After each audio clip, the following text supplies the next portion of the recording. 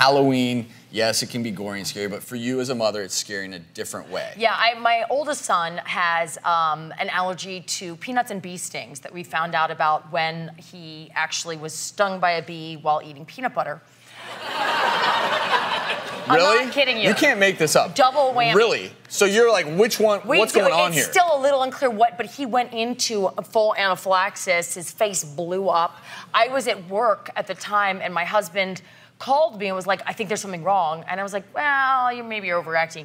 And he sends a picture, and I was like, oh. I mean, it was like the Elephant Man. It was crazy. His whole face was swollen. We were lucky because he blew up so much and looked so bad. We knew this was a bad problem. So it was obvious. And one of the things that people need to understand with anaphylaxis is it can initially be a little more subtle because when you go through an anaphylactic reaction, what you're seeing here would be, say, from a food allergen.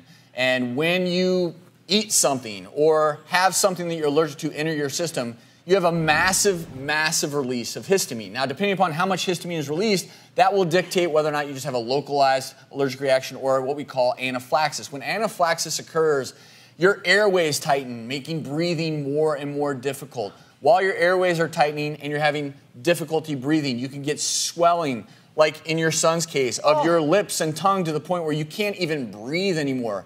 Meanwhile, your blood pressure in anaphylaxis is precipitously dropping, and your body's ability to pump precious blood to your organs, to your brain, becomes compromised. Basically, your entire body is working overtime, and if you have a severe enough reaction, death can ensue very, very quickly. Within minutes, people can have these massive reactions. Sounds like that's what happened with your son. He was on his way to bad, very bad. We got him to the hospital. My husband got him to the hospital very quickly, and they gave him epinephrine.